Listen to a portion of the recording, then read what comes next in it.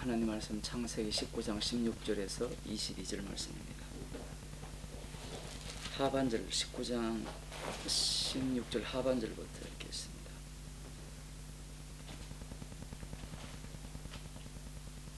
여호와께서 그에게 인자를 더하심이었더라. 그 사람들이 그들을 밖으로 이끌어낸 후에 이르되 도망하여 생명을 보존하라.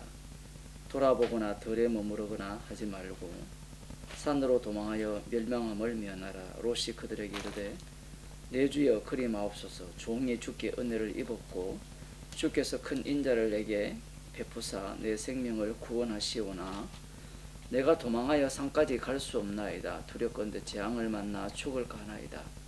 보소서 저 성은 도망하기에 가깝고 작기도 하오니 나로 그곳에 도망하게 하소서.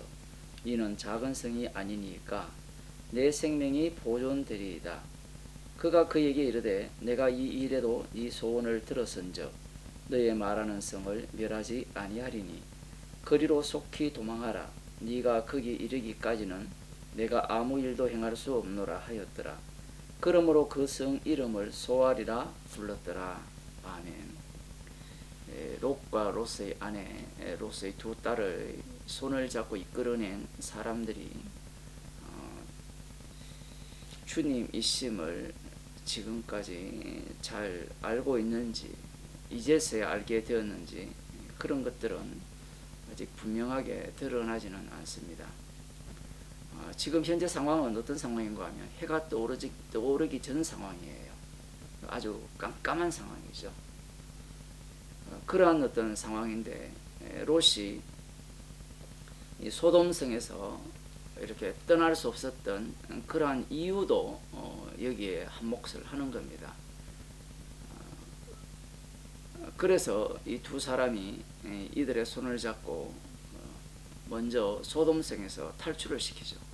이들을 강제로 탈출시켰다면 목적지까지 데리고 가시는 것이 당연한 것 같은데, 그런데 이 여호와의 인자 안에 거하기 때문에 롯을 탈출시켰다 지금 이렇게 말씀을 하시는데, 탈출을 시켰으면 인자를 더하셨으면 긍휼을 베푸셨으면 목적지까지 끌고 가면 안 되나요? 그런데 소돔성에서 이끌어내신 이후에 그 다음 이제 명령을 내리는 겁니다. 우린 여기에서 이런 생각을 갖게 되죠. 분명히 베드로후서 2장 7절에 보면 롯을 의로운 롯이라 했거든요. 롯이 어렵다고 한다면 그의 행동도 하나님의 말씀에 순종하는 인생이 되었을 것이라 이런 생각을 하게 되는데, 롯은 지금 분명 본인도 하나님의 은혜를 입었다, 긍휼을 입었다 이렇게 고백을 하고 있음에도 불구하고 두 사람 천사들이죠.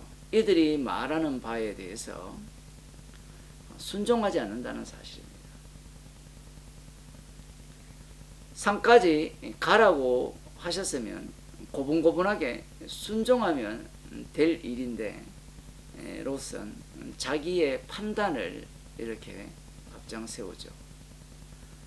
이 판단이라고 얘기할 때 소돔성 사람들도 판단을 했죠. 판단을 했는데 이 롯이 의로운 롯이라면 자기의 판단을 거두고 하나님께서 보내신 이 천사들의 말을 명령이죠. 그것을 지키면 될 일인데 그렇지 않다는 사실입니다. 이런 장면을 보게 되면 이 성경의 전체적인 흐름을 우리가 볼 수 있는 겁니다. 이스라엘 백성들을 애굽에서 이끌어냅니다. 유월절 어린 양의 피로 이끌어내어서 홍해를 건너게 하죠.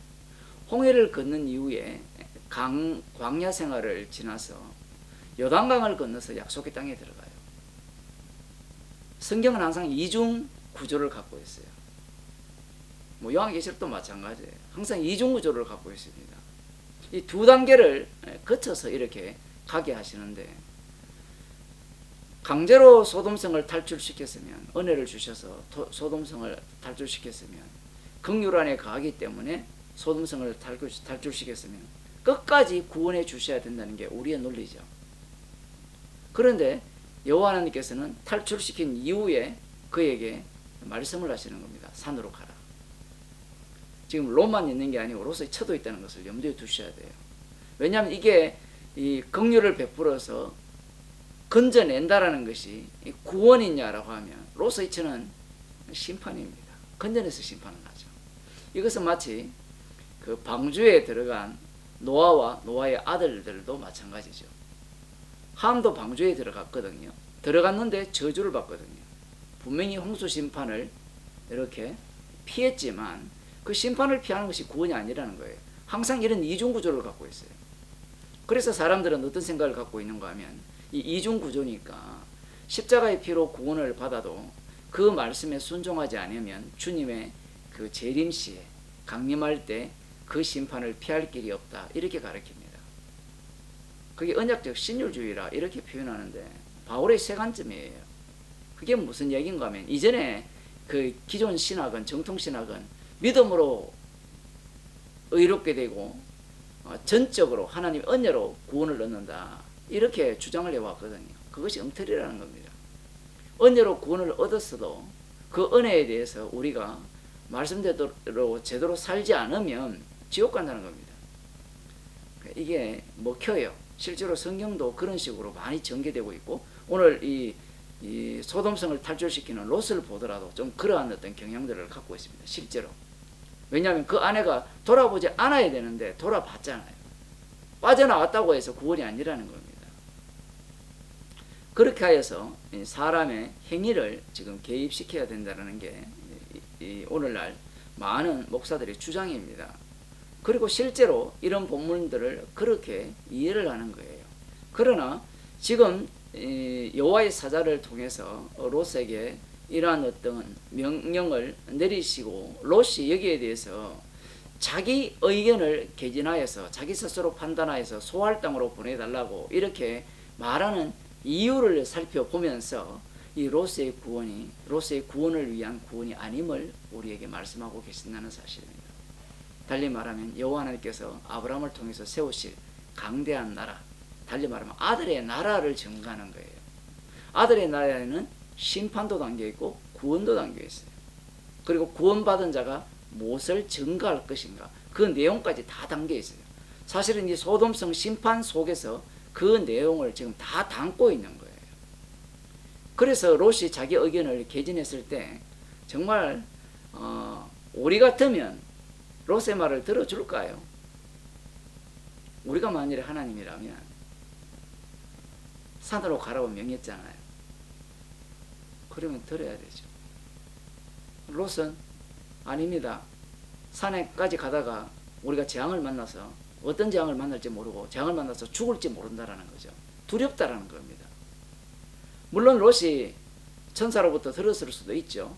해가 뜰 때, 해가 떠오르면 소돔과 고모라를 멸망시킬 것이다 라고 이렇게 본문에 나오기 때문에 뒤에 보면, 그래서 그런 얘기를 들을 수 있는데 그런 것도 아닙니다. 왜냐하면 여호와 하나님께서 소할 땅까지 들어갈 때까지는 심판을 지금 보류하고 있거든요.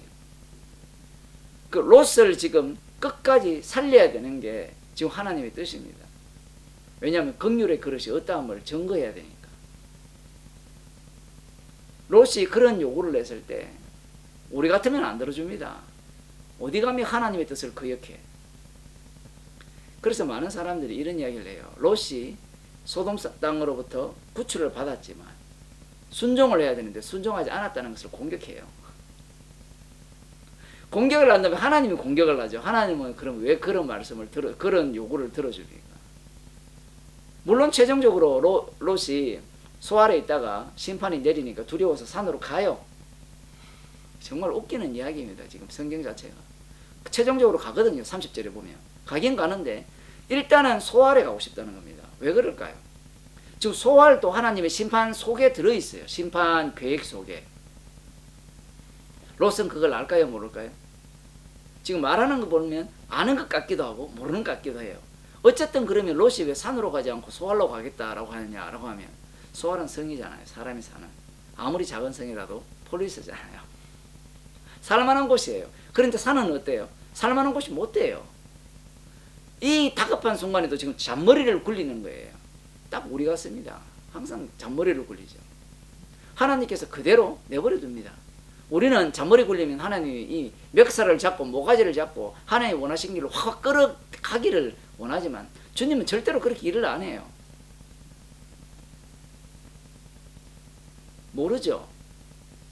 보세요. 그 롯의 처가 다음에 보겠지만 고개를 돌릴 때 고개를 안 돌리게 하면 되잖아요. 우리는 안 돌리게 하실 거라 생각하죠. 왜냐하면 모든 것이 주님의 주권이니까. 지주권이에요. 지주권. 지가 믿는 거예요. 그 주권을. 그러한 생각들을 다 깨버리는 겁니다. 성경 자체가. 그래서 롯이 지금 이런 소하려고 하겠다고 했을 때 그것을 그대로 들어줍니다. 들어줘서 이제 하나님께서 이런 말씀을 하시죠. 네 소원을 들었은즉 너의 말하는 성을 내가 멸하지 아니하리니 거리로 속히 도망하라. 네가 거기 이르기까지는 내가 아무 일도 행할 수 없노라 하였더라. 그러므로 그 성 이름을 소알이라. 소알이라는 말은 작은 뜻이에요. 작은. 소알. 쇼알이에요. 작은 성이라는 뜻인데 급히 도망하라. 그때까지는 내가 멸하지 않겠다. 그리고 앞부분에 보면 20절에 보면 도망하게 하소서 이는 작은 성이 아니니까 내 생명이 보존되리이다. 21절 그가 그에게 이르되 내가 이 일에도 네 소원을 들었은즉 너의 말하는 성을 멸하지 아니하리라. 멸망의 대상인 소알성조차도 롯으로 인하여서 심판이 면제가 돼요. 이거 정말 이상한 이야기죠. 뭐가 이상합니까? 분명히 저 악한 것 악에 대해서 부르짖음이 내게 들려서 심판하러 왔잖아요. 그러면 심판해야 되잖아요. 소알은 악하지 않다는 겁니까? 이게 모순을 갖고 있죠. 소알성도 분명히 멸망시켜야 되거든요. 그런데 롯이 그 속에 들어감으로 말미암아 멸망이 안 되는 거예요. 심판을 안 받아요.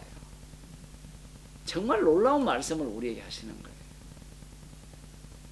세상은 십자가 지신 그 주님의 주되심을 드러내기 위해서 긍휼의 그릇과 심판의 그릇이 있는데 긍휼의 그릇이 들어가는 곳에는 심판조차 면제가 돼요. 지금 그걸 보여주는 거예요. 그러면 면제됐으니까 그들이 구원받느냐? 그런 것은 아니에요. 그러면 어떻게 하여서 심판을 받지 않는가? 그것은 의 때문이에요.